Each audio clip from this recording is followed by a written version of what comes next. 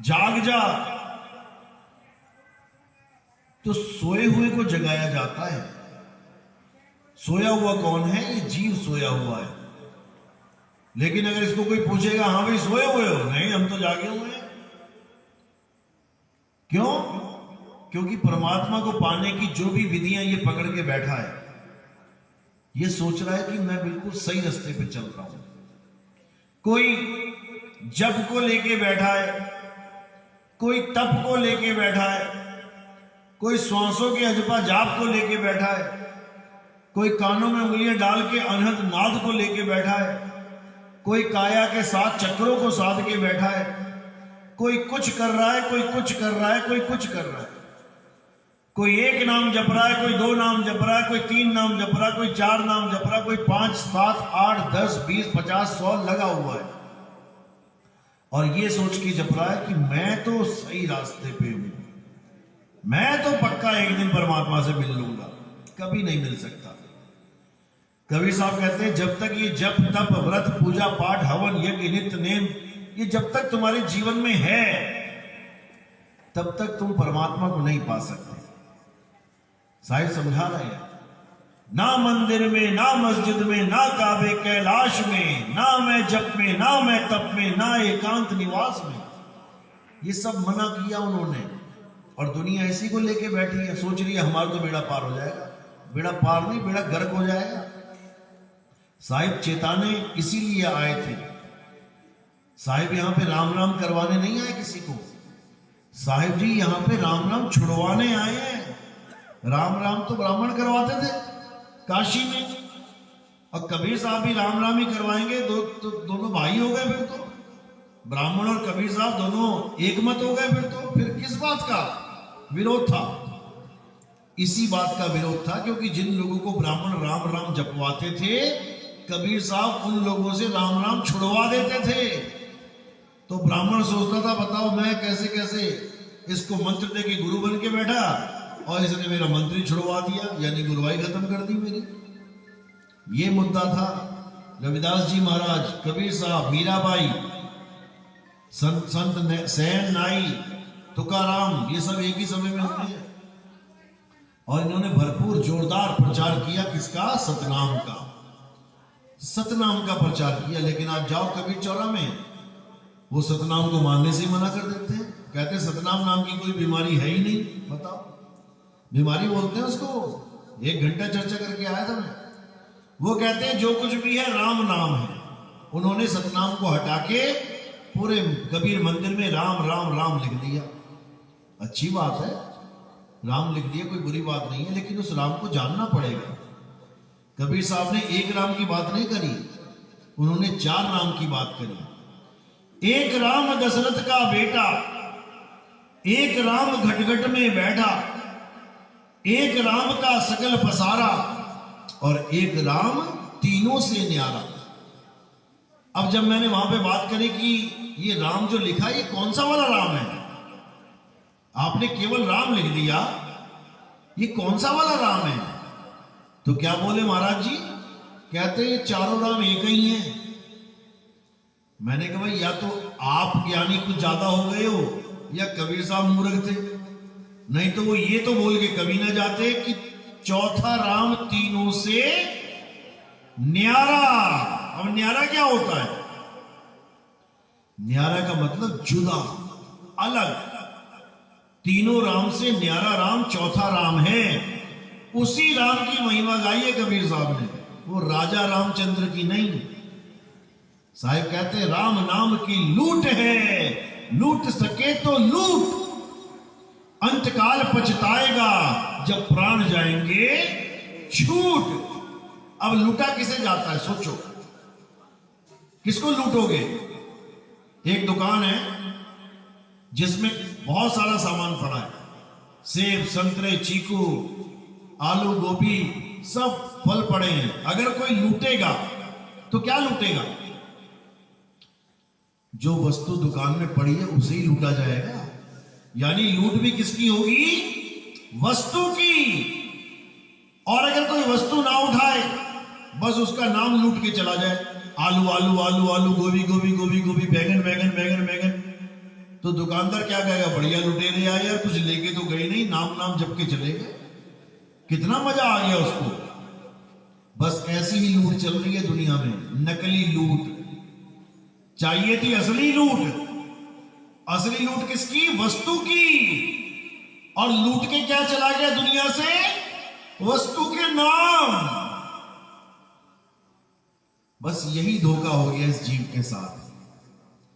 चाहिए थी वस्तु और जप के चला गया वस्तु के नाम।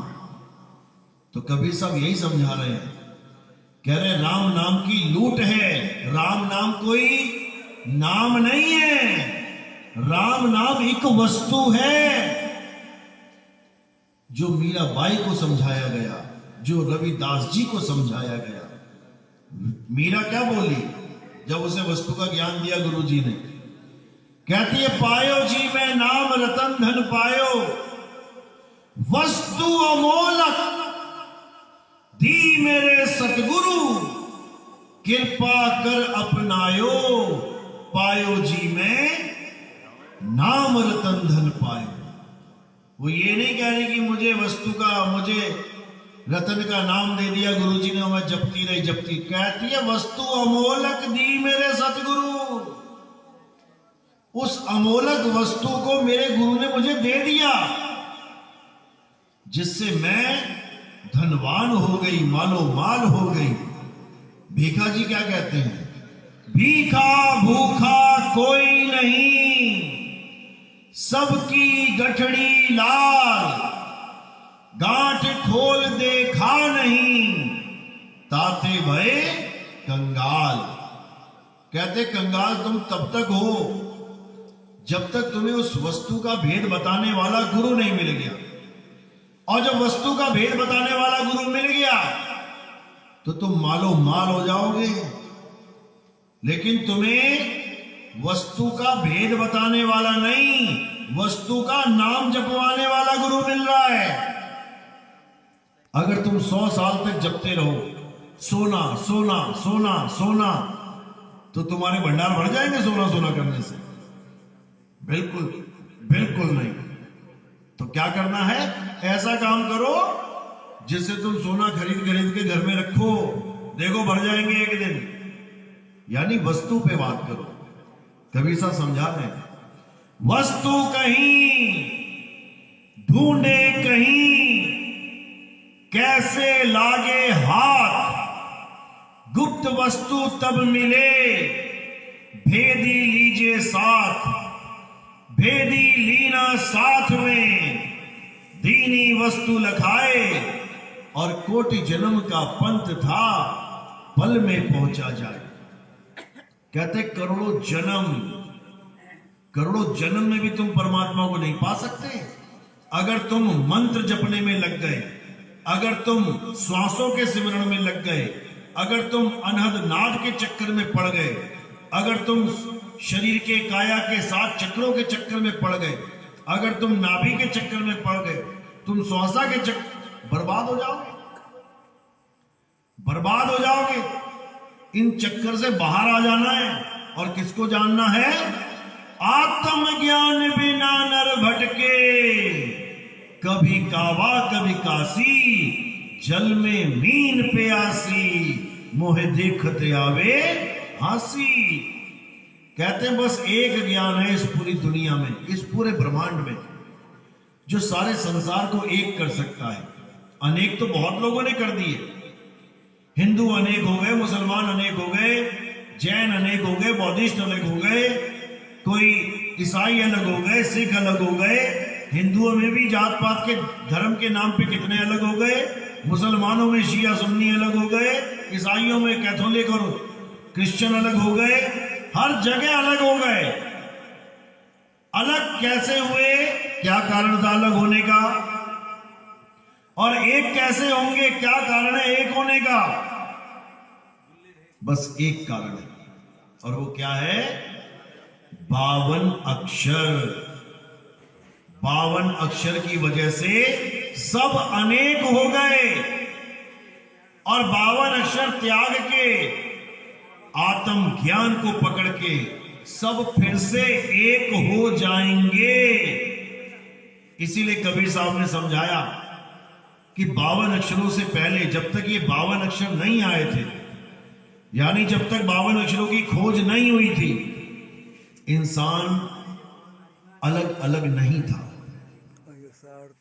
कोई हिंदू नहीं था, कोई मुसलमान नहीं था, कोई ईसाई नहीं था, कुछ नहीं था। जैसे एक जानवर रहता है वैसे ही इंसान अपने अपने कबीलों में रहता था, अपने अपने लोगों के साथ रहता था। धीरे धीरे उन्होंने पहली खोज कर डाली। आदि मानवों ने क्या खोज करी? क्या खोजा उन्होंने? आग खोज ली। जब उन्होंने आग खोजी, पहला आविष्कार आग है, बस वहीं से उसका जीवन बदल गया। अब वो आग के सहारे बड़े बड़े जानवरों को धराशायी करने लग गया, डराने लग गया। धीरे धीरे उसकी बुद्धि विकसित होने लगी। धीरे धीरे उसने हथियार खोजे जानवरों से लड़ने के लिए, क्योंकि जानवरों के पास पंजे हैं, दांत हैं। इंसान के पास ना पंजे हैं ना दांत हैं कि उनसे लड़ सके। तो उसने क्या किया? उसने हथियारों की खोज करना शुरू करी। कोई जानवर मर जाए उसकी पसलियां तोड़ तोड़ के हथियार बनाने शुरू कर लिए। पत्थरों के हथियार बनाए, लकड़ियों के हथियार बनाए। धीरे धीरे धीरे और विकसित हो गया। तो उसने क्या किया? उसने 52 अक्षरों की खोज कर डाली।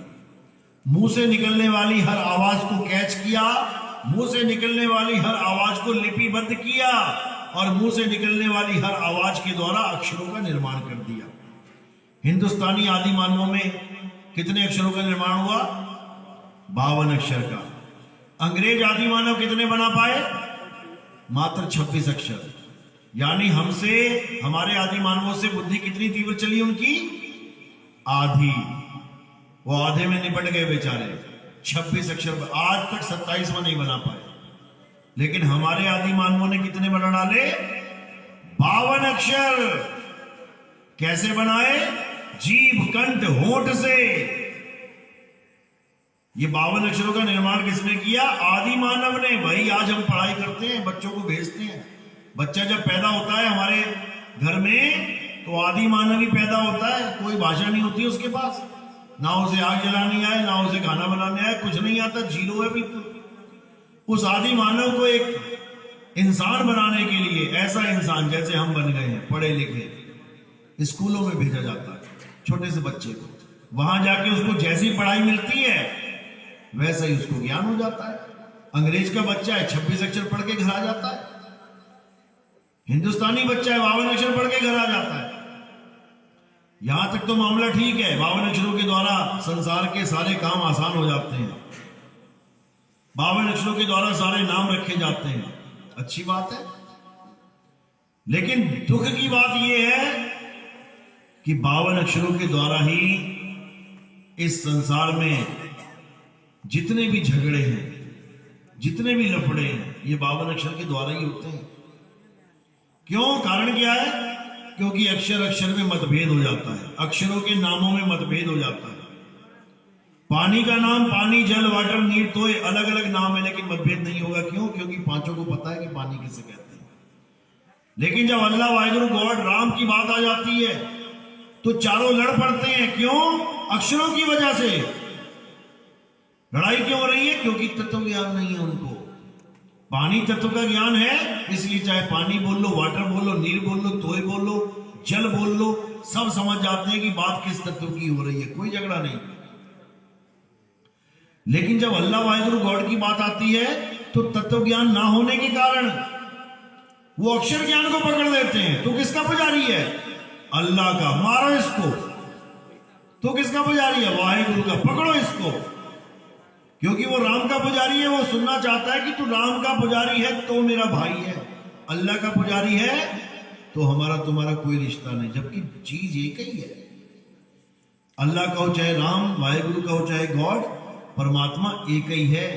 लेकिन वो तब समझ में आता है जब तुम्हें तत्व ज्ञानी गुरु मिल जाता है, जो अक्षरों से परे तत्व की बात करे, वही तत्वदर्शी संत है। तो गीता में भी समझाया गया, हे अर्जुन, इस दुनिया में 2 प्रकार के तत्व हैं, एक नाशवान और एक अविनाशी। जो नाशवान तत्वों को किनारे करके, नाशवान तत्वों से तुम्हारा हृदय हटा के, नाशवान तत्वों से तुम्हारा भाव हटा के अविनाशी तत्व से जोड़ दे, जिसको सत्य कहते हैं, तब तुम्हारा कल्याण होगा, अन्यथा नहीं होगा। तो वो सत्य क्या है?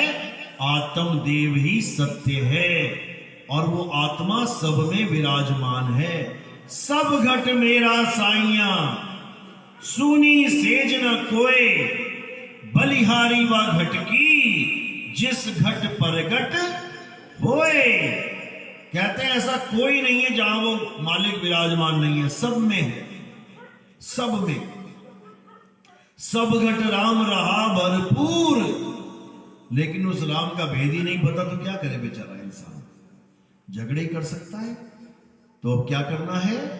अब अपने आत्म राम को जानना है। तुझ में राम, मुझ में राम, सब में राम समाया, सबसे कर लो प्रेम, जगत में कोई नहीं पराया।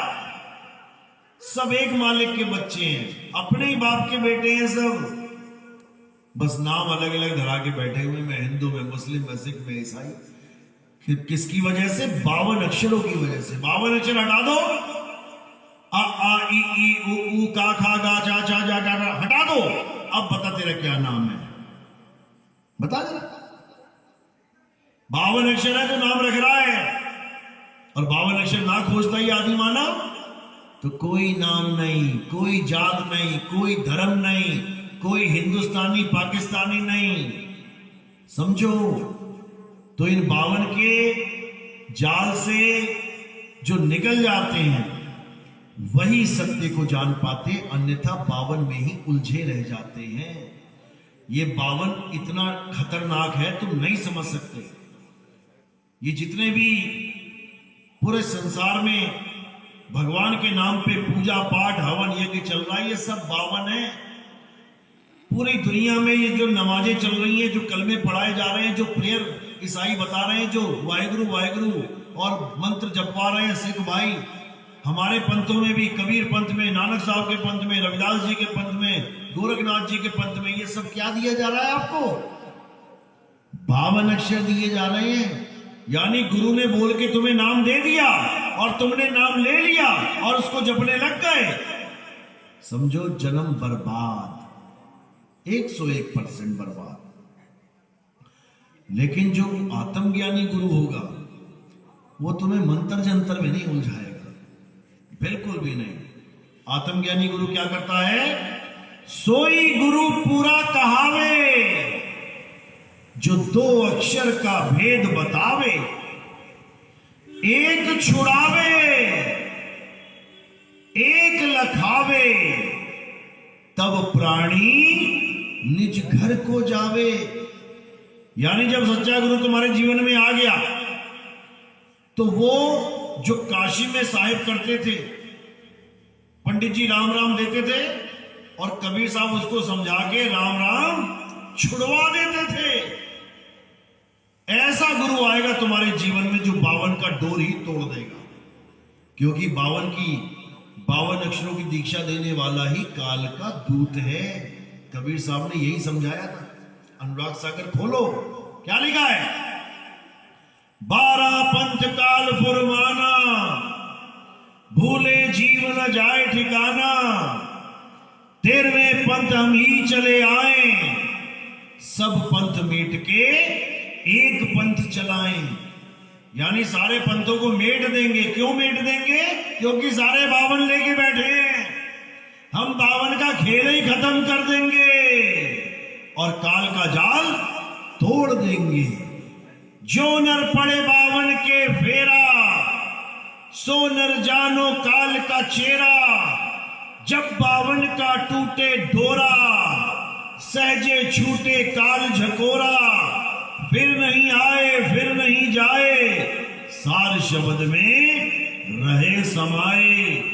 हम ऐसा नाम बख्श देंगे उसको कि उसका ध्यान 52 से हट जाएगा, उसका ध्यान इस काया माया से हट जाएगा, उसका ध्यान इस 3 लोक से हट जाएगा। और कहां चला जाएगा?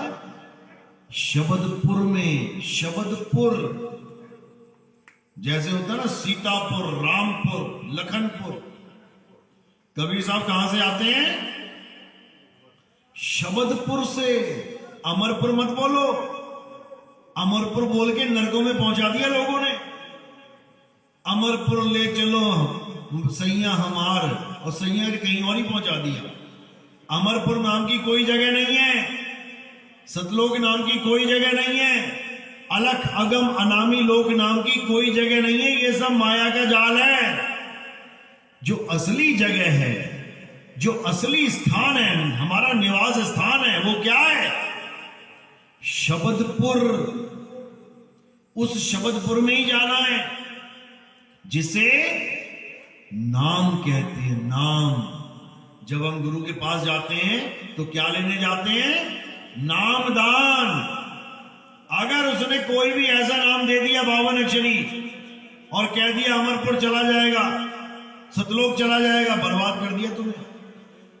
असल में नाम कोई नाम नहीं है, जपने वाला, लिखने वाला, पढ़ने वाला। असल में नाम एक ठिकाना है जिसमें तुमको समाना है। क्या कहते हैं?